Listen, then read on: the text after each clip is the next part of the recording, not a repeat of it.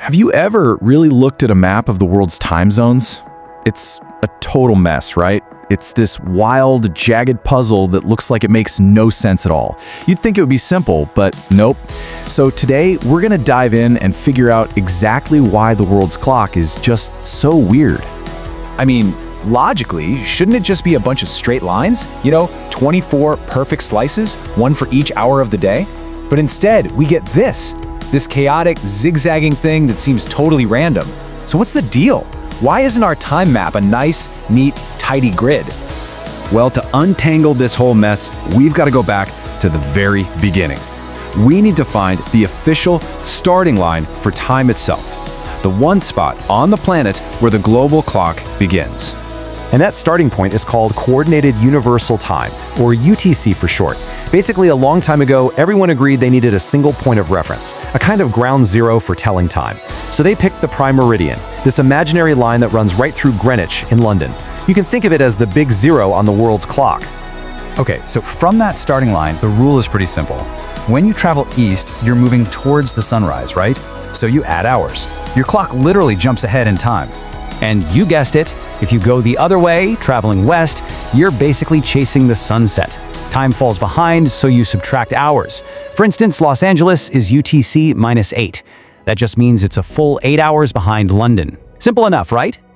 Well, that's where the simple math runs headfirst into messy real life. This is the exact reason those nice straight lines just don't work. And it's why our map starts to look so incredibly weird. It really all boils down to one simple but really important question. And that question is, what if a time zone line cut right through your city? No, seriously, think about it. What if your house was in one time zone, but your school, just a few blocks away, was an hour in the past? It would be total, absolute confusion. Imagine your school being an hour behind your house. You'd be late for classes that haven't even started yet. You'd be a complete nightmare. It just wouldn't work. So to stop that from happening, everyone made a really practical decision. They said, okay, let's just bend the lines. The time zone boundaries were drawn to follow the borders of countries and states and cities that already existed. It's a human solution for a human problem. All about convenience, not perfect math. All right, so now we know why the lines are so wiggly. Let's take a quick world tour to check out some of the most extreme, kind of crazy examples of this in action. Some of these are going to blow your mind. First up, quick trivia question for you.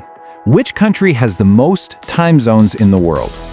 If you guessed Russia or the US or Canada, you'd be wrong. It's France. Yep, France. They use a whopping 12 different time zones. So how on earth is that even possible? The secret is all its overseas territories, scattered all across the globe. Now, let's flip to the complete opposite end of the spectrum. China. China is a huge country. Geographically, it should span about 5 time zones, but officially, the entire nation operates on just one single time. And making a decision like that has some pretty strange consequences for daily life. When the whole country is forced to follow Beijing's time, it means that for people living way out in the west, their clocks are totally disconnected from where the sun is in the sky. Get this. In the western city of Kashgar, school doesn't start until 10 a.m. And when the kids get there, it's still pitch black outside. Can you imagine that? Heading to school in the dark every single day, just because the clock on the wall doesn't match the sun in the sky? So these global oddities are pretty wild, but let's bring it back to you. Why does any of this matter in our everyday lives? How does this weird system of jagged lines actually affect you? Well, it's pretty simple. Have you ever tried to call a friend or a family member in a different country? You're using the system. Your afternoon, say UTC -8, might be their middle of the night, like UTC +1. So before you hit that call button, you check their local time first, right? That's what time zones are for. They help us all connect without waking each other up at 3 in the morning. So here's the big takeaway. The next time you look at that messy map, you'll know exactly what's going on. Time zones aren't some perfect law of physics. They're a human invention, a messy, practical, and sometimes political compromise to make life on a spinning planet just a little bit easier for everyone. But this all leaves us with one last big question. This whole system was designed for a physical world of towns and borders, but now we live in a world that's always connected online. So, in a world like that, are time zones even necessary anymore? Are they on their way out? It's definitely something to think about.